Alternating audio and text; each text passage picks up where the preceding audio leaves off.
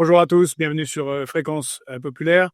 Et aujourd'hui, nous avons encore une fois la chance et l'honneur de recevoir un des plus grands économistes et géopoliticiens français, sûrement un de ceux qui a eu le plus le nez fin, souvent pour entrevoir dans les brumes du futur ce qui allait survenir tant sur le plan géopolitique qu'économique. Euh, j'ai nommé celui que nous attendez tous, Jacques Sapir. Bonjour Jacques. Bonjour Georges. On a un Bon. gros. Il y a beaucoup de pain sur la planche, hein, c'est assez copieux, puisque les choses continuent s'accélérer au niveau international et ça a des conséquences économiques assez importantes. On a eu, juste après Davos, 3 sommets. Le sommet des industries européennes à Anvers, qui était plutôt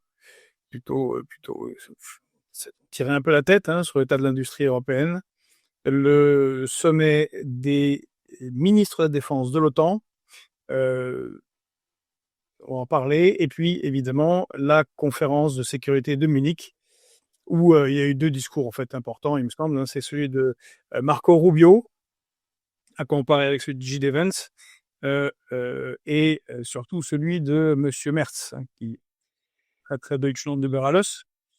Mais d'abord, Jacques, quelle est la situation, d'après toi, en Russie? Puisque Jean-Noël Barrot nous a dit, avec quelques autres, mais Jean-Noël Barrot est toujours assez remarquable dans ses déclarations, il a l'air très très sérieux, il nous a dit à Munich que, allez, encore un effort, l'économie russe est exsangue, au point que la Russie pourrait sortir de l'histoire. Bon, que dire? C'est le genre de déclaration stupide que l'on entend depuis maintenant presque 4 ans, qui se répète. Je vais dire simplement une chose. Admettons que l'économie de la Russie rencontre des problèmes graves. La première conséquence serait évidemment une chute importante de 20 à 30% du taux de change du rouble. Voilà. C'est classique. D'ailleurs, ça serait encouragé par le gouvernement qui ainsi pourrait obtenir plus de recettes en roubles pour un montant de vente équivalent en dollars ou en yuan. Bien. Or, le rouble, loin de s'effondrer, continue de s'apprécier. Alors, là, de 2 choses l'une. Où les personnes qui parlent d'un effondrement de l'économie russe ne savent pas ce qu'est un taux de change et ne connaissent pas les mécanismes. Dans ce cas-là, elles sont en dessous du niveau d'un étudiant en première année de licence. Ou alors, ils se moquent de nous. J'ai plutôt, parce que je pense que ce ne sont pas des imbéciles, j'ai plutôt le sentiment qu'on se moque de nous. Bien. Ça ne veut pas dire que tout va bien dans l'économie russe. La Banque centrale, en réalité, maintient sa politique monétaire, qui a des effets extrêmement néfastes sur l'économie russe. Bon, ils ont baissé le taux directeur d'0,5%, hein, ils sont passés de 16 à 15,5, mais comme l'inflation est elle-même redescendue à peu près à 5,6%, ça veut dire que l'on reste avec un taux réel de 10%, ce qui est le même niveau de taux réel que l'on avait en octobre 2024. Donc voilà, oui, ça, c'est un problème, et il faudra un jour ou l'autre que les dirigeants russes règlent ce problème d'une manière ou d'une autre. Bon, ça c'est un point. Deuxièmement, on voit que effectivement la croissance est relativement faible, elle est à 1%, ce qui est quand même mieux qu'en Allemagne, qu'en Italie et même qu'en France. Hein. Donc voilà, il faut toujours le rappeler quand on dit la croissance russe est faible. Oui, c'est vrai, elle est quand même meilleure que ce que nous avons ici en Europe. Troisième point, c'est évidemment la question du déficit budgétaire. Alors oui, parce que les recettes des exportations pétrolières ont baissé en raison de la baisse des prix, pas du tout en raison des sanctions. Ils ont baissé tout simplement parce que le prix du pétrole lui-même a baissé. Les recettes ont été un petit peu moins importantes et le déficit budgétaire russe va croître. Va croître jusqu'où? On estime entre 3 et 3,5%. Alors, d'abord, je dirais que la Russie peut toujours se qualifier pour la zone euro, si elle en a envie, hein, avec un déficit budgétaire autour de 3% et une dette publique à 18% du PIB. Elle est tout à fait dans les clous. Bon. Et puis, On est à 120 en France, hein, c'est ça? Quoi? On est quasiment à 120 en France. Oui, tout à fait. Tout à fait.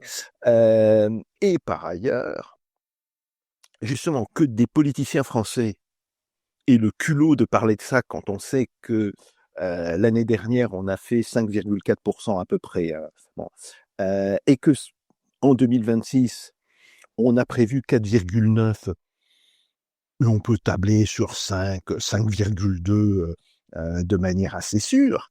Bon, vraiment, il n'y a pas de quoi pavoiser. Donc oui, l'économie russe a ralenti, c'est exact. Oui, l'économie russe est aujourd'hui, je dirais, malade de la politique monétaire de la Banque centrale. C'est un problème interne, qui a d'ailleurs toute une série de raisons, mais les sanctions continuent de ne pas fonctionner et elles ne remettent pas en cause la stabilité de l'économie russe. À ce titre, je renvoie à l'excellent article que tu avais publié sur pop.media sur la structure du budget russe et la distinction entre budget national, budget fédéral. Bref, avec des chiffrages précis, il avait été très apprécié.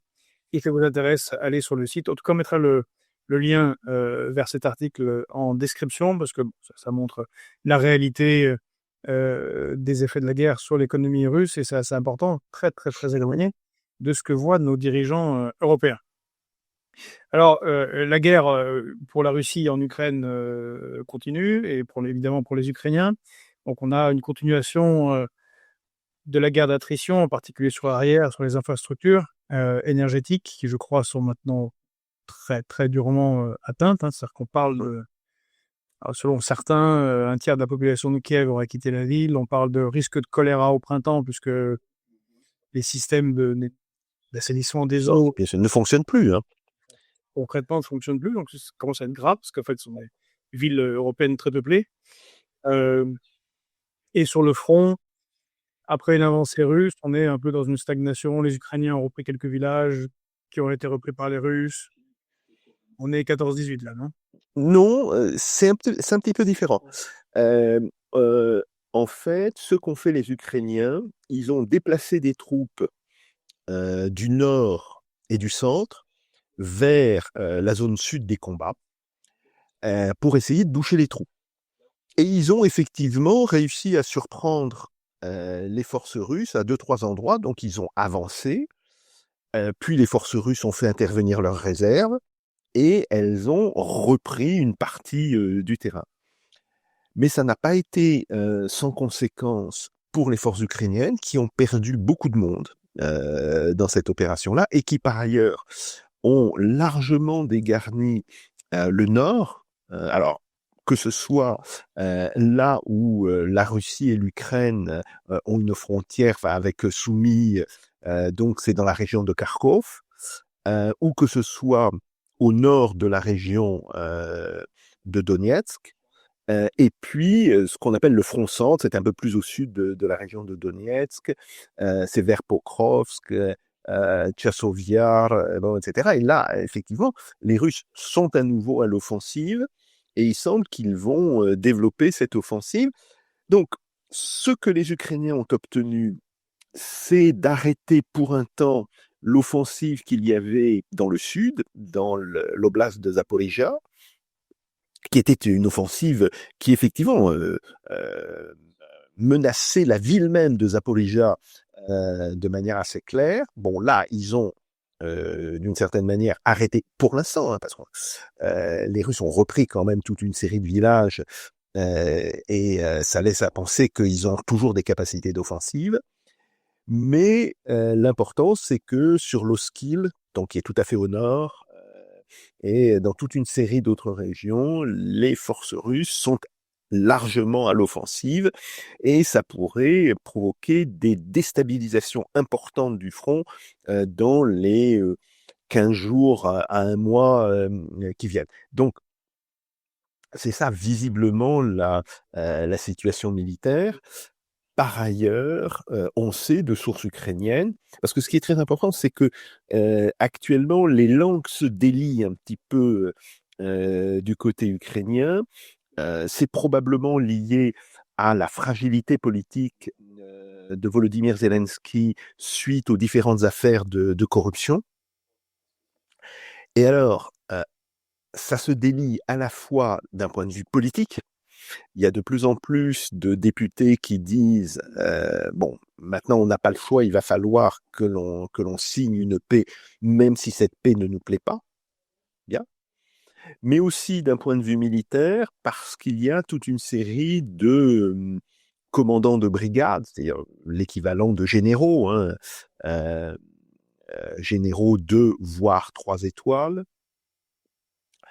qui disent en fait notre système de mettre toutes les troupes aguerries dans un même corps et de déplacer ce corps là où il y a une urgence sur le front, ça permet d'obtenir des résultats tactiques, mais ça épuise complètement les troupes.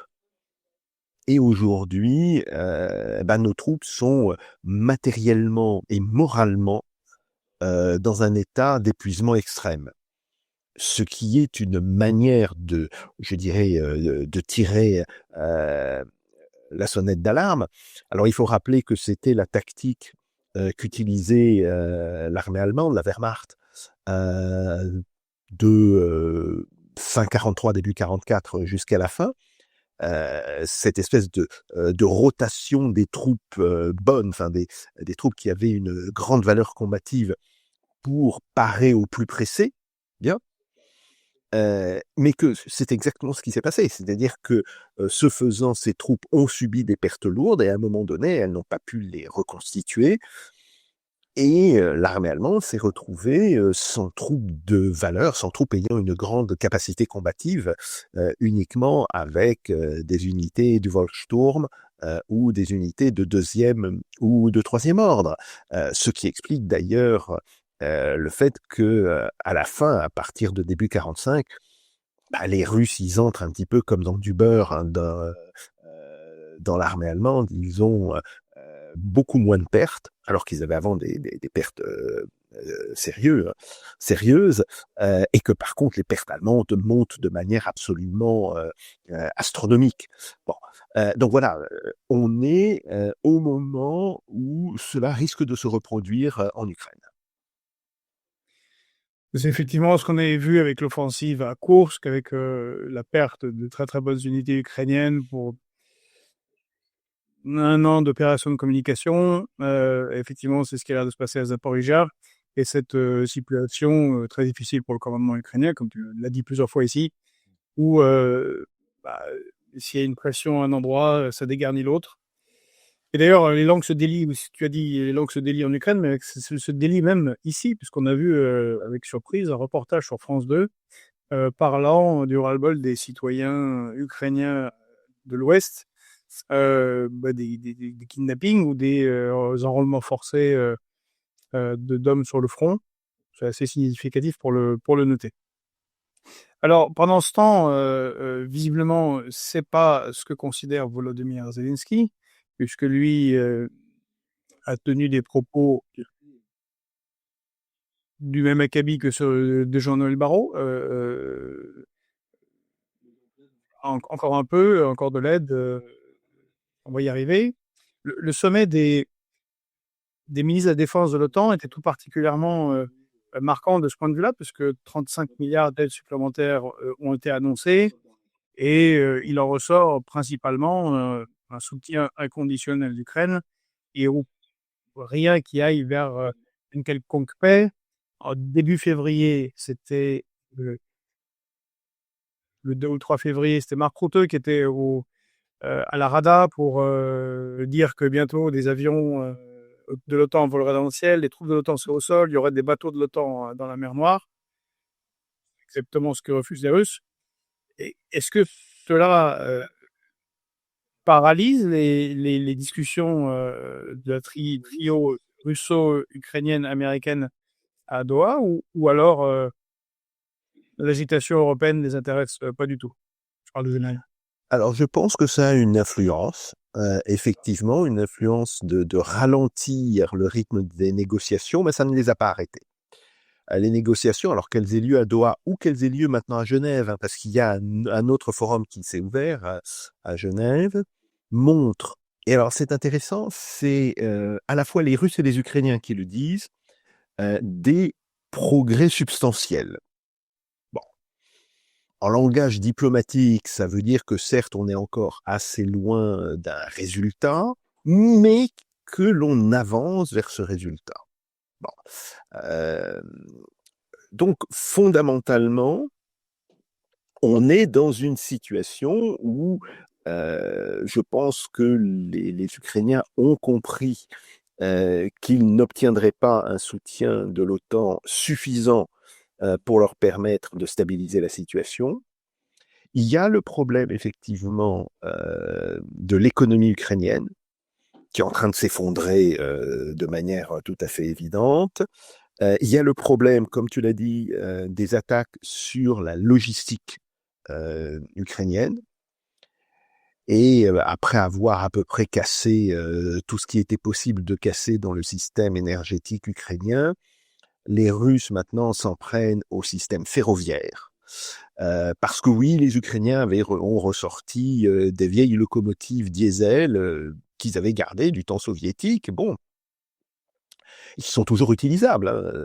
Bon, et donc là maintenant, les Russes commencent à taper sur les ponts, sur les gares, etc. Et on voit très bien que tout ceci va avoir et a déjà un impact très très très lourd sur la capacité de réagir de l'armée ukrainienne. Donc, et je le dis depuis plusieurs mois, hein, on est face à une dégradation. Cette dégradation n'a pas encore atteint le seuil où il faudra absolument déboucher dans la négociation. Hein. Ça ne sera atteint, à mon avis, qu'entre le mois de mai et le mois de juin, voire de juillet. Hein. Ça ne sera pas atteint avant. Bon. Mais les dirigeants ukrainiens en ont en réalité parfaitement conscience. Zelensky a accepté le principe d'élection dans ses discussions avec Trump. Il a accepté la nécessité de faire voter le peuple ukrainien sur un référendum pour les conditions de paix, et après d'organiser immédiatement dans la foulée des élections. Bon. Autrement dit, il a acté le fait qu'il y aura bien un traité de paix, parce que un vote n'était pas nécessaire sur un simple armistice. Ce qui était encore la position de l'Ukraine, et c'est toujours la position des Occidentaux d'ailleurs, il y a 2 ou 3 mois. Donc là, on a basculé, on est dans une logique qui est beaucoup plus proche de la position russe, hein, puisque la Russie, elle refusait tout armistice et voulait un traité de paix. Bon, Zelensky sera obligé d'organiser des élections dans la foulée, même si une grande partie de la population ukrainienne qui vit en Europe occidentale ne sera pas revenue à ce moment-là. Alors je ne sais pas comment ils feront. Oui, on peut faire voter les gens dans les ambassades. Hein. Ça se fait, mais ça se fait sur des niveaux de population bien moindres. En réalité, je crois que ça serait la première fois dans l'histoire européenne que l'on aurait un vote dans lequel il y a pratiquement un quart de la population qui se trouve hors de ses frontières. Donc ce qui pose un vrai problème. Je dis pas que ce soit un problème insurmontable, mais l'organisation sera extrêmement délicate. Donc voilà, c'est ce vers quoi on va. Mais là, qu'est-ce qui explique la position des dirigeants européens et d'ailleurs des médias, hein, par exemple en France? Est-ce que c'est déni de réalité ou Alors, c'est quand même très très étonnant. Ça va à l'encontre de ce que tu dis, venant même d'une partie de la classe politique ukrainienne. alors pour ce qui est du personnel politique ukrainien, européen, pardon. Très clairement, je pense qu'ils ont quand même conscience de ce qui se passe. Bon, je rappelle, même si on peut trouver leur politique détestable, même si on peut les trouver faiblement intelligents, ils ont quand même quelques onces d'intelligence et ils savent bien que la situation actuelle n'est pas tenable. Bon. Mais, comme ça fait à peu près 4 ans qu'ils disent nous soutenons l'Ukraine jusqu'à la victoire. Et d'ailleurs, elle va gagner. Il est très difficile pour eux de faire marche arrière sur ce discours. Donc ça, c'est un problème, je dirais, réel. Après, pour les médias, qu'en dire on a des médias qui se sont quand même complètement discrédités.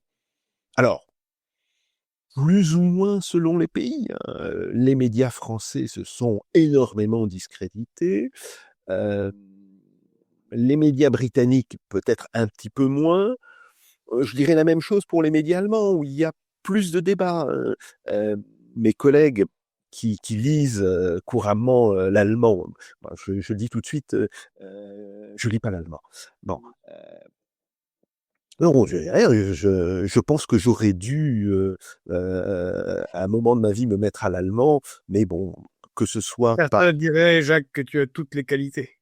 Oui, oui, oui. Bon, que ce soit par fainéantise ou que ce soit par conflit avec d'autres intérêts intellectuels, je l'ai pas fait.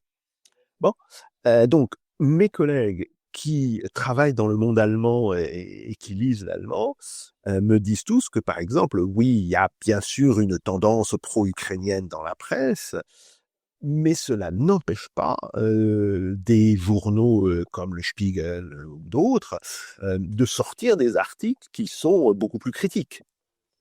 Donc, je crois qu'il y a un problème aussi spécifiquement français auquel nous sommes plus sensibles parce que nous sommes français et que nous sommes abreuvés des médias officiels français. Il y a là effectivement un problème tout à fait spécifique de rupture de charte déontologique majeure et qui d'ailleurs pose un véritable problème. Parce qu'il y a beaucoup de gens qui se disent, si on ne peut pas avoir confiance dans nos médias sur ce point, peut-on avoir confiance sur d'autres points? Et ils vont dire non.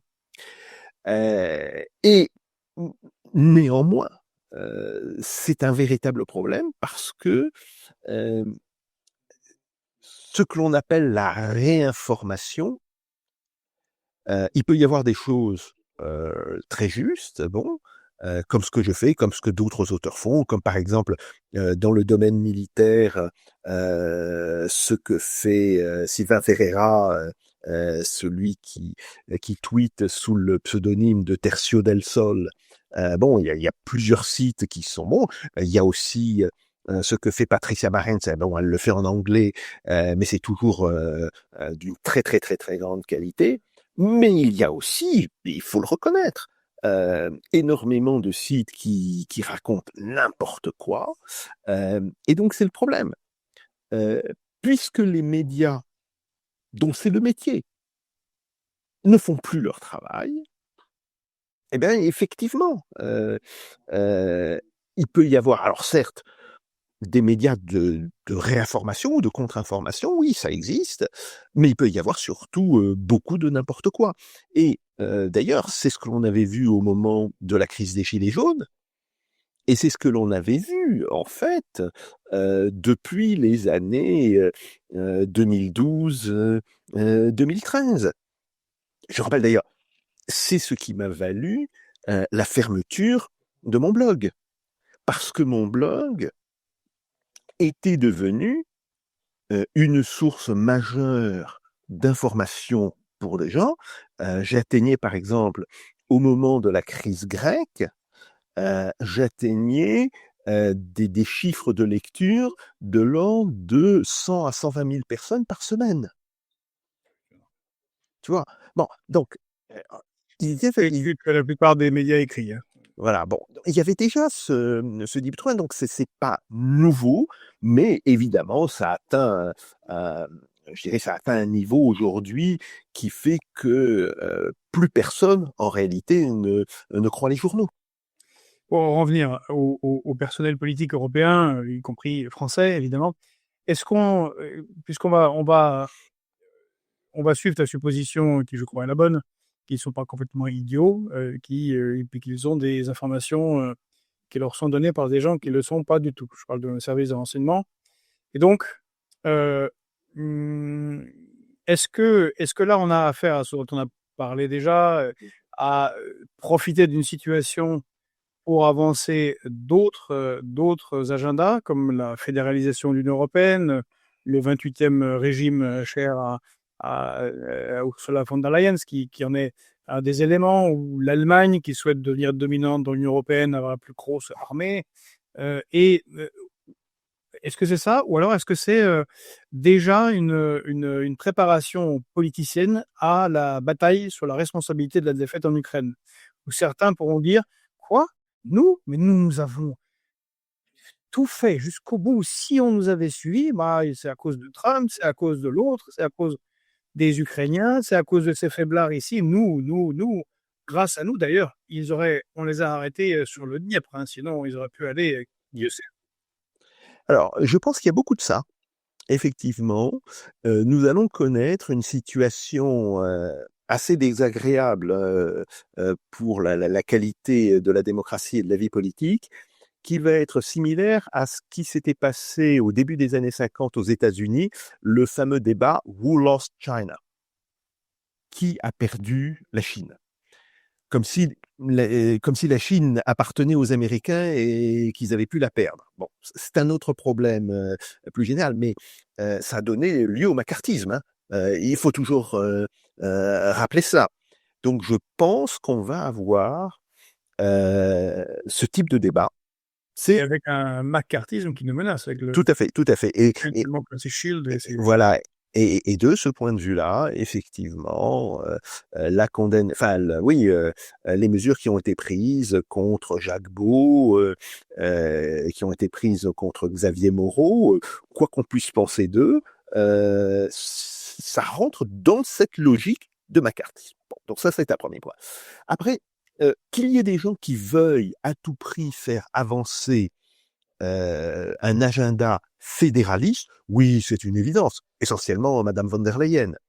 Mais quand on écoute bien ce que disent les autres dirigeants, c'est beaucoup moins évident.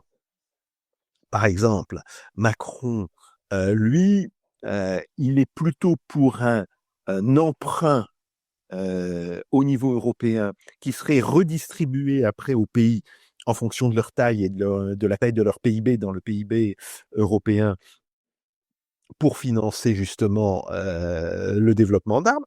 Ça, les Allemands n'en veulent nullement. Les Allemands disent vous, Français, vous ne faites pas assez, et en particulier pour l'Ukraine.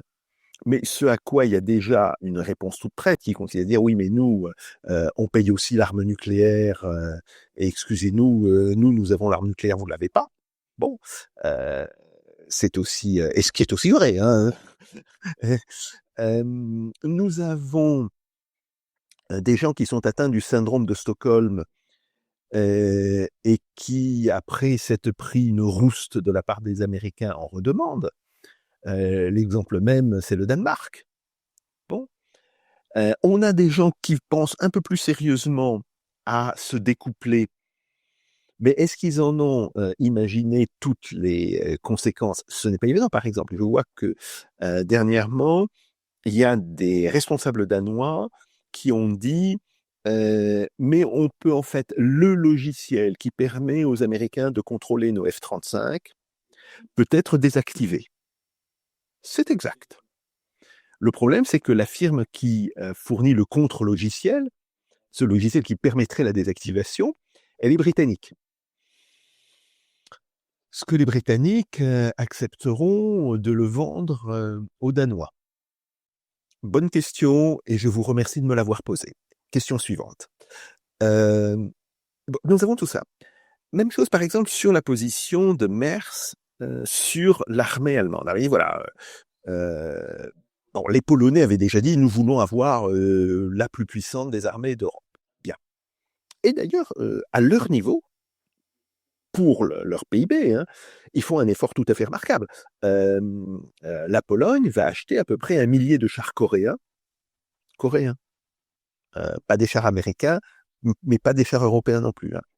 Bon, donc oui, ils font un effort tout à fait remarquable. Donc merci, non, s'il y a une armée qui doit compter en Europe, c'est la mienne, c'est l'armée allemande. Bien. Le problème, c'est que l'Allemagne a déjà du mal à recruter des gens pour faire fonctionner son armée dans l'état où elle est. Je dis même pas dans l'état où elle devrait être, mais dans l'état où elle est. L'état où elle est, il faut quand même rappeler, c'est une armée dont à peu près la moitié des matériels aériens ne sont pas opérationnels, dont plus de 60% des matériels terrestres ne sont pas opérationnels, bah. Et qui, en dépit de tous ces problèmes, se trouve dans une situation où il lui manque à peu près 15% de ses effectifs. Alors, de deux choses l'une. Oui, le récent appel de Merz à relancer les services militaires qui serait éventuellement plus ou moins un peu obligatoire s'il n'y avait pas assez de volontaires à pas soulever les... Oui, soulever un très, dans la jeunesse allemande. voilà, très très très grand enthousiasme. Les Allemands, malgré tout, ont de la mémoire. Et ils se souviennent de où ça les a conduits la dernière fois qu'un dirigeant allemand a voulu avoir la première armée d'Europe. Bien. Moi, j'ai rien contre que le fantôme de Joukov se remette à arpenter les rues de Berlin, mais je peux tout à fait comprendre que cela ne soit pas, je dirais, très plaisant pour un Allemand de nos jours. Donc, de toutes les manières, beaucoup de ces déclarations ne sont que des déclarations. Faut le... c'est pas sérieux. Voilà. Alors, après, moi j'ai calculé et j'ai fait tourner un petit peu mon calcul auprès de collègues pour avoir une validation. En fait, si on augmentait de 50% nos dépenses militaires, on passe de 2 à 3%, on a une masse à la fois en argent et possiblement en matériel qui est équivalente à l'armée russe. Simplement si on joue ça sur 4 pays. Hein. J'ai fait le calcul sur France, Allemagne, Italie, Pays-Bas. Bon, si on ajoute la Pologne, encore plus. Bien. C'est amplement suffisant pour garantir la sécurité de l'Europe. Il n'y a pas besoin de dire il faut que vous montiez à 4,5%. C'est complètement irresponsable. Donc je pense que dans les mois qui viennent, toute une série de femmes et d'hommes politiques vont revenir à ce type de réalité.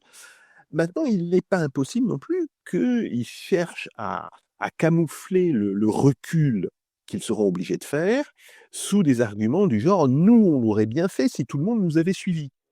Mais comme les Français ne veulent pas, les Néerlandais ne veulent pas, etc., nous, on ne le fait pas. Donc voilà. Ce qui risque, là encore, de créer un climat excessivement délétère en Europe.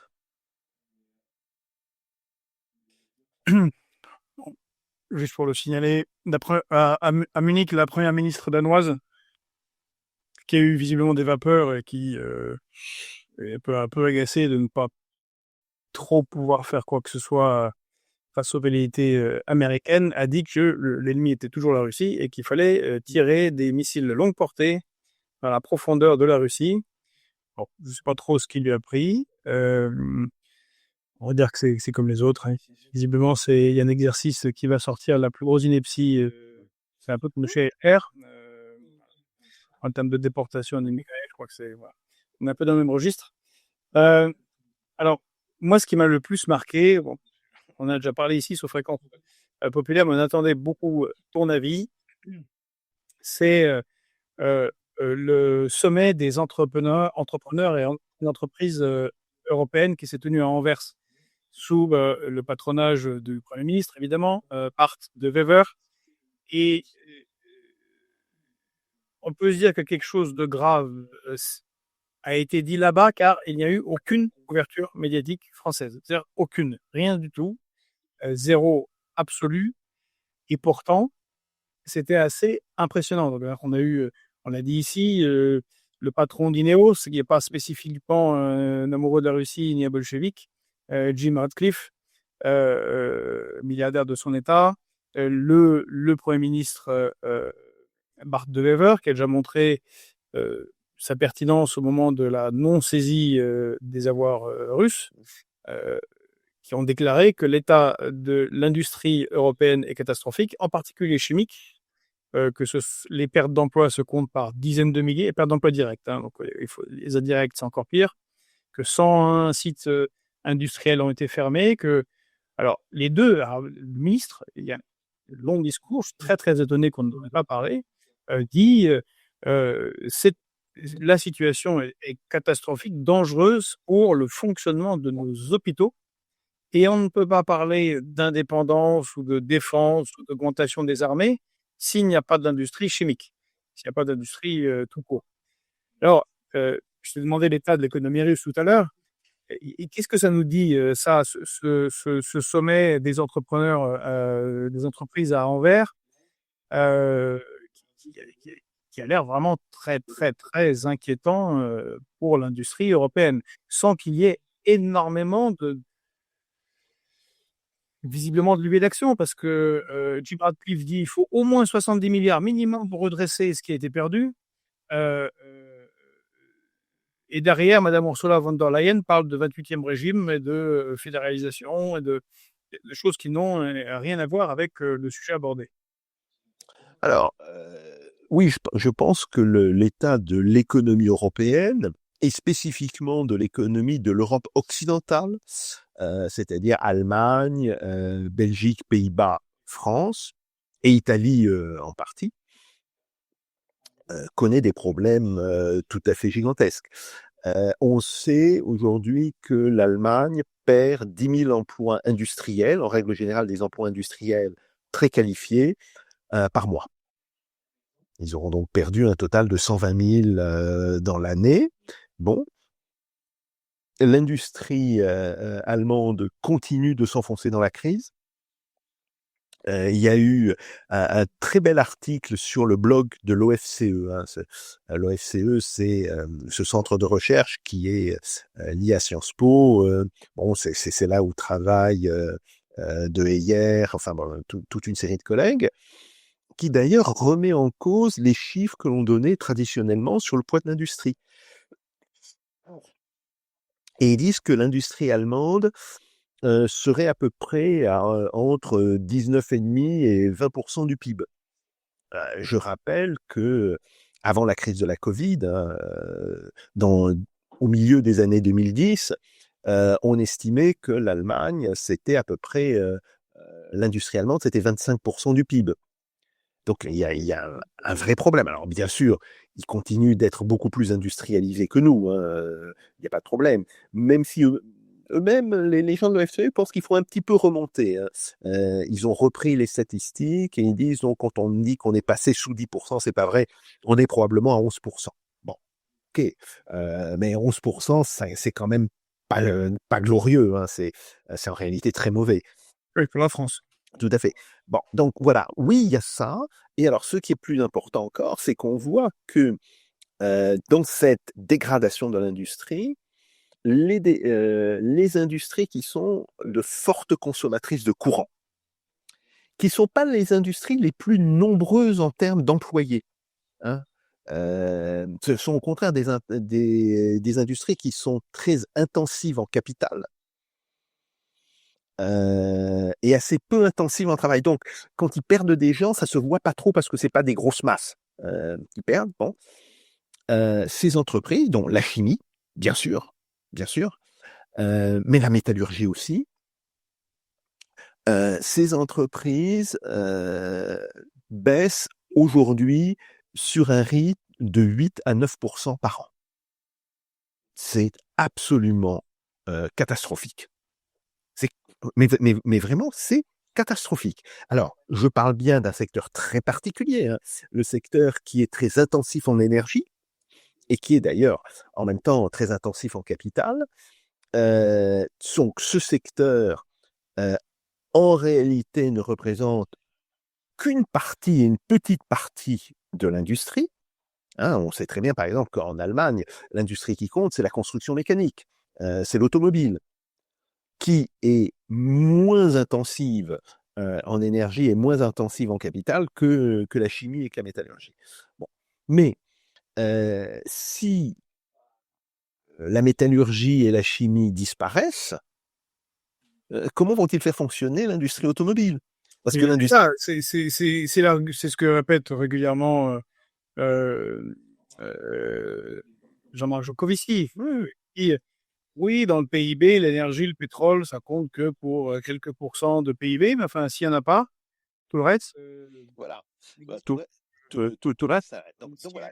Je ne suis pas un grand industriel, mais enfin, ce que j'en ai appris en économie, c'est que sans chimie, Ouais. sans métallurgie, comme tu dis, Il n'y a pas grand-chose. Bon, donc voilà, ça, c'est ça. Et par ailleurs, pour la France, Monsieur Clément Beaune, qui a remplacé donc,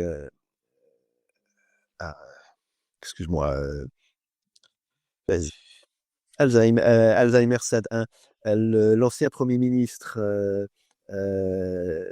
Monsieur Bayrou, qui a remplacé Monsieur Bayrou à la tête du commissariat au plan. il vient d'envoyer à Moscou pour discuter d'une rencontre avec Poutine. Non, c'est pas le même. Il y a Clément Beaune et Laurent Boone, B2O, qui est le conseiller diplomatique de Macron. Il ne faut pas les confondre. Hein. Bon, Clément Beaune est un macroniste assez standard, mais voilà, il a demandé un rapport au commissariat au plan, et ce rapport dit il faudrait une taxe minimale de 30% sur tous les produits chinois, où on va à la catastrophe. Bon. On a entendu le président de la Banque des investissements, hein, de la BPI, qui ne dit pas des choses très différentes. Il dit oui, la BPI fait son travail, elle le fait plutôt bien, c'est vrai, mais ce n'est pas suffisant. Et on est aujourd'hui confronté à un phénomène de désindustrialisation qui est en réalité de plus en plus profond. Donc, on voit que c'est un problème qui est européen en réalité. Bien sûr, l'épicentre se trouve en Allemagne et aux Pays-Bas, parce que c'est là où on a des industries très, très, très consommatrices en énergie. Donc, c'est pour ça qu'elles sont frappées les premières. Mais en réalité, on a une situation qui n'est pas très différente en Belgique, en France et en tous les cas dans le nord de l'Italie. Et pour que tout le monde comprenne bien, je l'ai dit de nombreuses fois, mais il faut quand même le répéter, l'industrie chimique a besoin énormément de gaz en particulier, et c'est pour ça que ça marchait bien avec du gaz naturel peu cher russe. Oui, il lui faut du gaz et de l'électricité. Oui. C'est les deux choses les plus importantes. Hein. Le gaz comme matière première, mais aussi le gaz comme source d'électricité et de chaleur. Bon, et c'est la même chose, par exemple, pour la métallurgie, où aujourd'hui, les hauts fourneaux fonctionnent au gaz, en réalité. Donc voilà, c'est ce point-là. Bon, il faut mettre cette situation en parallèle de ce qui se passe en Russie. Et c'est là où on voit quelque chose d'intéressant. En Russie, la part de l'industrie dans le PIB a augmenté de 3 points. Elle était, fin des années 2010, donc avant la crise de la Covid, et cetera, environ 23%, 23,5, bon, c'était un petit peu en dessous de ce qu'elle était en Allemagne, hein, en termes de part, hein, je dis pas en termes de volume d'industrie, mais en termes de part d'industrie. Bon, et aujourd'hui, elle est à 26,5. Donc, ils ont gagné en quoi? En 4-5 ans, et je pense essentiellement en 3 ans, hein, les 3 dernières années, ils ont gagné l'équivalent de 3 points. Si ça s'appelle pas, pour le coup, une réindustrialisation du pays, je ne sais pas comment ça s'appelle. Les forces productives croissent en Russie. Marx doit être content. Voilà, absolument. Mais est-ce qu'il n'y a pas une fois qu'on a dit ça, est-ce qu'il n'y a pas une déconnexion entre les chiffres annoncés? Moi, c'est la cohérence globale qui me perturbe beaucoup, et je pense que ça perturbe beaucoup de gens quand ils ont l'information. D'un côté, on a le Sir Jim Ratcliffe qui nous dit minimum 70 milliards pour à ce qu'on avait d'investissement. Bart de Wever qui dit il faut, c'est la priorité numéro un, tout le reste c'est secondaire. Il a raison. Massivement au niveau national et européen, dans son discours. Il a. Et en parallèle, c'est ce que je vais citer ici sur Fréquence Populaire, c'est le Financial Times qui nous dit fin janvier que pour l'année 2026, les investissements dans la chimie ont chuté de 80% pour 2025. Donc, en fait, les investissements ne sont pas du tout au rendez-vous, c'est même l'inverse. Ça a l'air pire que l'année précédente, donc on peut supposer que la prochaine réunion sera encore plus alarmiste.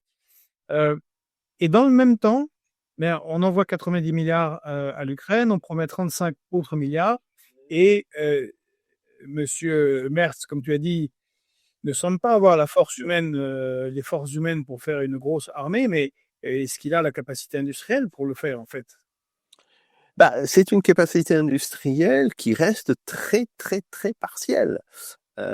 Oui, il y a des secteurs où ils peuvent tout à fait, même si en réalité, les montées en production dans les munitions, voire dans le matériel blindé, sont très en deçà de ce qui avait été annoncé. Tous les projets de faire produire en Ukraine du matériel allemand sont annulés. Alors, certains d'entre eux sont reconvertis sur des usines qui seraient juste à la frontière, du côté polonais ou du côté roumain. Bon, mais néanmoins, on voit bien qu'il y a à l'évidence des problèmes très nets.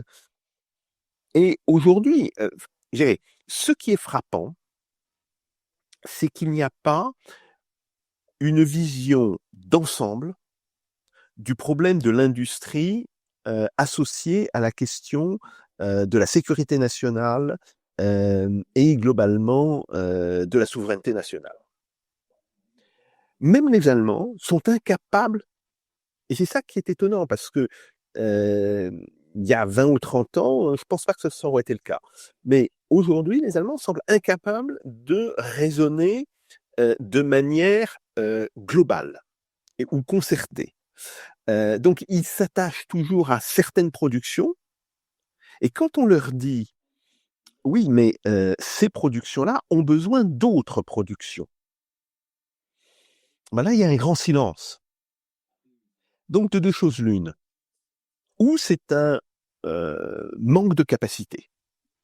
C'est-à-dire qu'ils sont trop formatés à penser en silo, hein, un silo bien étroit, et ils ne voient pas ce qui se passe ailleurs. Ou alors, c'est on sait que ce que vous dites est vrai, mais comme de toutes les manières, nous n'avons pas l'intention de faire les efforts que nous proclamons, ça n'a pas d'importance. Et donc, ce qui est aujourd'hui extrêmement difficile à apprécier, c'est dans tout le discours sur je dirais la nécessaire revitalisation de l'industrie européenne, que je conteste pas, hein, loin de là. C'est quelle est la part d'incompétence dans le domaine et quelle est la part, non pas d'incompétence, mais de politique déclaratoire. Alors moi, ça me fait penser à quelque chose que j'avais connu quand je travaillais au ministère de la Défense. C'était le fameux programme d'achat d'avions de chasse par l'Autriche, qui était et qui reste neutre. Ça se passe dans un des salons du Bourget, et on rencontre un officiel autrichien du ministère de la Défense, et qui nous dit vous savez, finalement, on va pas lancer ce programme de chasseurs. Bon. Il y avait avec moi quelqu'un qui était de l'armée de l'air, qui dit oui, bon, ça se comprend, hein, parce que de toutes les manières, avec les montagnes, vous avez un gros problème de couverture radar. Vous verriez les chasseurs soviétiques, on était en 1990, vous verriez les chasseurs soviétiques au dernier moment, bon, etc. Elle dit non, c'est pas du tout pour ça. Ah bon? Vous le regardez, oui. Non, c'est pas du tout pour ça, parce que on veut des chasseurs, parce que la dernière fois que les États-Unis ont aidé Israël en transportant des armes de l'Allemagne vers Israël, en 1982, donc, ils ont survolé notre territoire sans nous demander notre avis. Évidemment, la population a gueulé, et donc c'est pour intercepter des avions de transport américains que nous voulons développer une aviation de chasse. En quoi ça se regarde? Ça nous semble un petit peu baroque, ce que vous nous racontez. Ouais, toutes les veillettes, ne vous en faites pas, on n'a pas l'argent, donc on ne le fera pas. Mais on a dit qu'on le ferait. Et j'ai réellement le sentiment aujourd'hui de me retrouver dans cette situation, où on dit il faut absolument faire quelque chose pour l'industrie européenne et l'industrie de défense. Bon, très bien. Mais on n'en a pas les moyens, on n'en a pas les capacités. Donc on dit et on le fera pas. Et ça, bon, on peut rire, on peut trouver que c'est effectivement un bel exemple de l'inconséquence du personnel politique. Mais c'est exactement le type de chose qui va rendre les citoyens fous furieux. Parce que quand ils vont comprendre, et ils vont le comprendre assez vite, qu'il y a toute une série de discours qui sont tenus uniquement pour amuser la galerie, et que l'on n'a pas le début du commencement de la volonté de vouloir les mettre en œuvre, là, les gens vont dire, mais attendez, vous vous payez notre tête. Et en plus, vous vous payez notre tête à 20 000 € par mois. Donc, non, c'est pas possible, dégagez. Bon, etc. Et je crois que c'est un vrai problème. Il n'y a qu'à voir les progrès que fait depuis maintenant 2 ans l'AfD en Allemagne. Alors l'AfD, c'est très très très très loin d'être ma tasse de thé, hein, je le dis tout de suite. Mais en même temps, je peux tout à fait comprendre pourquoi.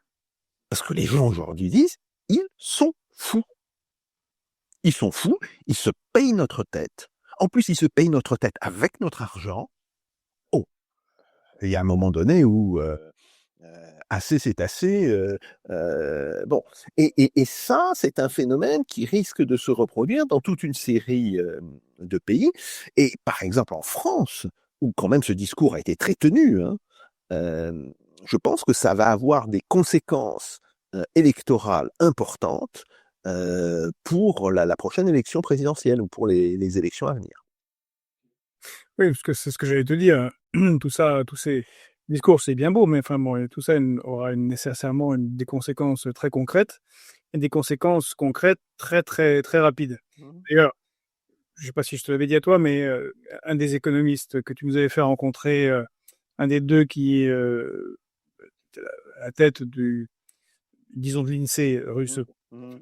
pour nos auditeurs, avait dit, bon, on observe ce qui se passe, on est un petit peu circonspect par rapport à l'industrie, et ils avaient fait un comparatif. Ils avaient dit, nous, on a eu les années 90, mais comme on venait du RSS et que les gens étaient un peu plus robustes, et avaient bon, une forte capacité à se débrouiller et à encaisser la difficulté, nous, on a sauté du 2e étage. Vous allez sauter du 15e. Oui, tout à fait. Parce qu'on a quand même beaucoup de choses qui viennent de l'étranger, d'où nos balances commerciales négatives, donc ils vont que s'aggraver, en fait. Et je suis un peu quand même surpris, parce que je veux bien que les politiciens soient nuls et soient bien payés et se payent la tête des citoyens, mais il y avait quand même eu une sonnette d'alarme, une répétition générale avec la Covid, ou le Covid, avec le constat que, bon, ne pas produire de respirateurs quand tout le monde en a besoin, ça, c'est embêtant. Ça peut produire des remous assez sévères dans le pays, ou des médicaments, ou Mmh. des appareils médicaux. Et on sait que dans ce domaine, rien n'a changé. Je vois mal comment ils comptent. Et d'ailleurs, je suis même un peu surpris à gauche en France, si on regarde le programme du LFP, ou même ce que défend Jean-Luc Mélenchon aujourd'hui, ça parle très très peu d'industrie. En fait, ça parle beaucoup de redistribution, mais à partir de quoi? Et donc là, il y a une sorte de vide politique. Ben, il y a une raison à ça. L'industrie, ça pollue. Et tant que tu es dans une alliance avec les Verts, tu es limité sur la question. Dire, bah oui, il faut recomposer, et il faut reconstruire une partie de notre industrie, ça veut dire que mécaniquement, la consommation d'énergie, donc en partie les émissions de carbone, parce que toute l'énergie ne peut pas provenir du nucléaire, c'est impossible. Bon, ça, il faut le dire, il y aura toujours une partie de l'énergie qui viendra des fossiles, enfin des énergies fossiles. Les énergies alternatives ou dites nouvelles ou non renouvelables ne sont pas des énergies constantes. Or, la constance est un impératif dans le domaine. C'est très beau d'avoir des éoliennes, hein, mais qu'est-ce qu'on fait quand il n'y a pas de vent? C'est très beau d'avoir des panneaux solaires. Qu'est-ce qu'on fait la nuit? Qu'est-ce qu'on fait quand on n'a pas de soleil? Bon, donc voilà, c'est simplement la base du raisonnement. Bon, et en plus, quand on a justement quand on a du vent et qu'on a du soleil, ça risque de surcharger le système électrique et de provoquer un effondrement du système électrique, comme on l'a eu il y a quelques mois en Espagne. Bien. Donc, tant qu'on ne sera pas capable de poser ces problèmes et de dire aux écologistes, tout le monde est d'accord pour faire des efforts sur la question, mais il faut les faire de manière raisonnable, raisonnée, deux choses différentes. Et de ce point de vue-là, il y a peut-être encore pire que la crise écologique, ça serait une crise industrielle massive. Donc, on va modifier les échéanciers et oui, on va accepter de faire moins de progrès dans la décarbonation qu'on aurait pu. Alors, surtout que nous, en France, on est les champions de la décarbonation. Je rappelle, je crois que c'était jeudi dernier, il y a presque une semaine, j'ai regardé les chiffres de comparaison entre la France et l'Allemagne. Alors, il y a presque une semaine, en fait, pour 1 kilowattheure, on était, je ne sais plus si c'est pour 100 kilowattheures, bon, mais on était à peu près à 19 grammes de CO2. Et les Allemands étaient à 385 pour la même quantité. Donc on était dans un rapport de 1 à 20. Je dis bien de 1 à 20. Bon, quand on est dans ce type de situation, on peut dire, bon, écoutez, nous, on a fait des efforts, aux autres maintenant d'en faire, et en réalité, concentrons-nous plutôt sur l'énergie, sur l'industrie. Parce que c'est une des raisons pour lesquelles on a un taux aussi bas, c'est parce que notre économie est largement une économie de service. Et que l'économie de service a besoin de moins d'énergie qu'une économie industrielle. Euh, faut aussi dire les choses comme elles sont. Si on avait une industrie qui pèserait 20% dans le PIB, comme l'est l'Allemagne actuellement, bah on serait pas à 19 grammes de CO2, mais on serait probablement à 60, 70 grammes. Hein. Euh, bon, ça, on resterait très inférieur à l'Allemagne. Euh, le problème n'est pas là. Mais on ne serait pas dans les situations aussi favorables qu'on l'est aujourd'hui. Et ça, il faut le dire. Et il faut dire après aux écologistes, soit vous l'admettez et vous acceptez de faire un compromis là-dessus. Et on pourra travailler ensemble, parce qu'il faut malgré tout faire des efforts de décarbonation. Oui, c'est une évidence. Bon, mais ou vous acceptez de discuter qu'il y a d'autres priorités dans la vie que celle-là et qu'il faut les combiner. Bon, ou vous n'acceptez pas, et dans ce cas-là, on ne s'allie pas avec vous. Mais personne ne s'alliera avec vous. Et ça veut dire que vous serez éliminé du Parlement à brève échéance. Moi, je pense que c'est le discours qu'il faudrait tenir face aux écologistes. Apparemment, c'est pas celui qui est tenu. Et je constate aussi qu'à droite, alors les sujets sont très importants, de sécurité, de place dans les prisons, d'immigration. Sujet tout à fait important, mais ça tourne un peu en boucle là-dessus. L'industrie est tellement le sujet le plus qu'elle a d'intéresser les foules. D'autant plus que, en plus, on a Macron qui l'a préempté, qui en parle tout le temps, bon, tout en ne faisant rien. Une sorte de un peu sur la tête. Est-ce que tu crois que est-ce qu'on n'est pas allé trop loin? Est-ce qu'on peut réindustrialiser en France où la situation est difficile en termes de compétences, d'appétence même, parce qu'il faut trouver. C'est un peu comme servir dans l'armée. Et on a tellement dit que c'était nul d'être ouvrier, que c'est dégueulasse, les métiers physiques manuels. Il faut trouver les gens pour les faire. Oui, tout à fait. Alors, je pense que c'est possible, mais ça ne sera pas possible en 2-3 ans. Ça, dire oui, oui, vous allez voir, on va prendre quelques mesures et d'ici 2-3 ans, vous verrez les résultats. Non, ça, c'est pas sérieux. Je pense que il faudrait effectivement prendre des mesures et des mesures qui aillent de manière beaucoup plus profonde euh, que celle dont on parle. Et de toutes les manières, c'est un projet sur 10 ans. 10 ans ou 15 ans. Bon, la première condition pour que la France se réindustrialise, c'est évidemment de provoquer une baisse des coûts nominaux des produits français face aux produits étrangers. Ça s'appelle une dévaluation. Il faut le dire en tant que tel.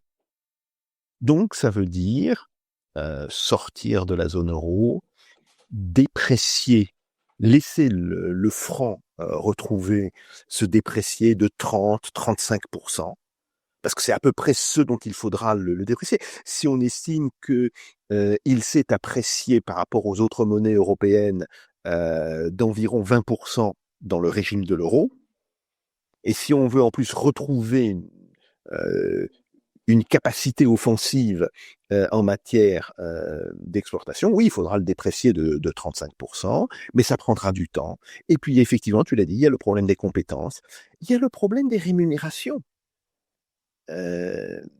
Tant que un ouvrier avec des compétences, je ne parle pas d'un OS, mais je parle d'un ouvrier qui est comme un OP3, par exemple, bon, ne sera pas payé à peu près l'équivalent de 2 fois le SMIC, eh bien, c'est normal, parce que c'est un travail qui est difficile, c'est un travail qui très souvent impose une forme de continuité, donc ça veut dire du travail de nuit en partie, etc., des astreintes importantes, et bien ça, il faut le rémunérer. Il faut accepter de le rémunérer. Bon. Est-ce qu'on a besoin d'autant de jeunes traders ou de jeunes banquiers à 12 000 ou 15 000 euros par mois? Je ne le pense pas. Mais c'est un choix. Bon, et ça aussi, social européen. tout à fait, tout à fait. Donc, Si on rajoute les Ukrainiens qui, si je ne m'abuse, ont un salaire moyen qui a moyen, qui est 70 euros et minimum 180, 190 euros. oui, tout à fait. Alors bon, il y a toutes ces mesures à prendre, mais par ailleurs, là encore, bon, excuse-moi, je reviens toujours à la Russie, mais c'est quand même le pays que je connais peut-être le mieux. Je connais peut-être mieux la Russie que la France actuellement. Euh, il y a aujourd'hui en Russie, et c'est très impressionnant, un basculement en faveur de l'enseignement supérieur professionnel par rapport à l'enseignement universitaire classique. C'est-à-dire des gens qui ont toutes les qualifications pour rentrer à l'université. Je rappelle que en Russie, on rentre à l'université par concours, hein. En réalité, puisque ce qui tient lieu de baccalauréat ne donne pas droit d'entrer à l'université. Après, il faut passer un concours pour chaque université. Mais beaucoup de jeunes aujourd'hui qui ont passé ces concours abandonnent l'université et repassent un concours pour rentrer dans des universités techniques. Ou de ce qu'on appelle des FTUZ aussi. Bon. Pourquoi? Ben parce qu'ils constatent qu'au lieu de rentrer dans des études universitaires longues, dont les résultats sont aléatoires, en 2 ans ou 3 ans de formation technique professionnelle supérieure, ils peuvent avoir un salaire qui est largement supérieur au salaire qu'ils pourraient avoir en sortant d'université. Donc, oui, oui, et là, on le voit. Pourquoi? Ben parce que l'industrie russe, avec son développement très rapide, a besoin de techniciens, je dirais, d'ingénieurs inférieurs, hein, pas des grands ingénieurs, ils en ont toujours, et ils ont d'excellentes écoles qui les forment, le problème n'est pas là. Mais ils ont besoin de techniciens et de gens qui sont intermédiaires entre le technicien et l'ingénieur. Bon. Ils les payent bien parce qu'ils en ont pas assez. Bah, ça, c'est classique, hein, il y a quelque chose qui s'appelle le marché du travail. Bon, un rapport offre-demande. Et quand il n'y a pas assez de gens, ben, on tend à les payer de mieux en mieux pour qu'ils viennent dans ton entreprise et pas dans l'entreprise du copain d'à côté. Bon. Et donc ça provoque un changement dans les aspirations des jeunes. J'ai même vu, quand j'étais en déplacement la dernière fois en Russie, où j'étais blessé, j'ai découvert, puisque j'étais dans la semaine de l'énergie russe, un système éducatif intégré assez ahurissant, avec des concours pour lesquels les familles préparent, y compris des familles assez bourgeoises de Moscou, à 11 ans, 12 ans, pour l'école spéciale de Rosatom. Oui. Et donc, c'est l'école, Rosatom, c'est l'énergie atomique russe. Et donc, c'est une école où tout est pris en charge. Il faut faire réussir le petit concours. Les frais sont payés, il faut travailler. Et eh bien, ça en fait des compétences. Vous finirez soit ce que tu as dit entre technicien supérieur, ingénieur pour les moins bons. Les intermédiaires seront ingénieurs avec emploi garanti. Et puis, les 2 ou 3 génies, ça sera les Sakharov de l'entreprise. Bon, les scientifiques atomistes de très haut niveau international. Et, on avait fait un papier aussi sur la Chine, parce que depuis la autorise pour les thèses de doctorat en sciences, dans certaines universités, non pas de présenter 200, 300 pages de thèse, mais un projet technique effectif. Oui, oui. Ben, il faut toujours dire d'ailleurs que dans les matières scientifiques, hein, comme les mathématiques, la physique, la taille des thèses n'a rien à voir avec les thèses en sciences sociales. Une thèse en maths ou une thèse en physique, ça peut être simplement la démonstration d'un théorème. Par exemple, Louis de Broglie, la mécanique ondulatoire, sa thèse, 71 pages. Et une partie du jury n'y a rien compris. Et donc, se disant, mais qu'est-ce qu'il veut dire? Bon, on va demander à quelqu'un qui connaît. Ils envoient la thèse à Einstein. qui leur renvoie une semaine après. C'est génial. Filez 8 sa tête. C'est absolument génial ça. Bon, voilà. Bon. Donc, il faut quand même savoir que les thèses en maths et en physique, c'est assez différent. Bon, mais c'est vrai. Et aujourd'hui, alors après un hiver, disons une période où le système d'enseignement professionnel technique a été très délaissé en Russie pendant une vingtaine d'années, il est en train de se redévelopper et effectivement, il y a des écoles techniques qui ne viennent pas du système d'État, mais qui viennent soit d'une très grande entreprise, Rosatom, effectivement. Alors, Rosatom, par ailleurs, ils font plein d'autres choses que le nucléaire. Ce sont eux qui font les fibres de carbone. Par exemple, les fibres de carbone qui sont utilisées dans l'aile du MS-21, l'Airbus russe, c'est Rosatom qui les produit. Donc, bon, il couvre un champ de production qui est quand même extrêmement important. Bon, mais c'est la même chose, par exemple, dans le génie mécanique, là, ce n'est pas une firme, mais c'est plusieurs firmes qui se sont associées pour soutenir une filière de formation, pour avoir enfin les ingénieurs dont ils ont besoin. Donc, quand tu vois cela se développer, tu te dis, oui, il y a un futur dans l'industrie se développe et ce n'est pas un simple effet d'aubaine lié à la guerre, il y a un vrai développement industriel qui se met en place. Bon, effectivement, c'est ça que nous n'avons pas en France. Et ça, il va falloir le faire, même si on a d'excellentes écoles d'ingénieurs, hein, ça, personne ne le conteste, hein. Les polytechniciens, les centraliens, mais même au-delà, les gens qui sortent des arts et métiers, bon, sont des gens de très très très haute qualité, mais ce qui nous manque, c'est le niveau en deçà, en fait. Et ça, c'est effectivement un très très très gros problème. En tout cas, ça nous ouvre une perspective, Jacques. Merci beaucoup Merci. pour ton analyse. Merci, Jean. Quand même une certaine schizophrénie, c'est assez inquiétant. On va continuer à suivre cela. Mais, voilà, les tambours de la guerre aussi au Moyen-Orient, avec l'Iran. On ne sait pas où on ira. Beaucoup de sujets à débattre la prochaine fois, dès que tu pourras. Merci encore une fois, Jacques, pour être venu. Merci à tous. Si vous pouvez nous aider en allant voir notre page Tipeee ou notre page Stripe juste sous cette vidéo. En attendant de vous retrouver dans la matinale ou dans une autre interview, je souhaite une excellente journée à tous et à très bientôt.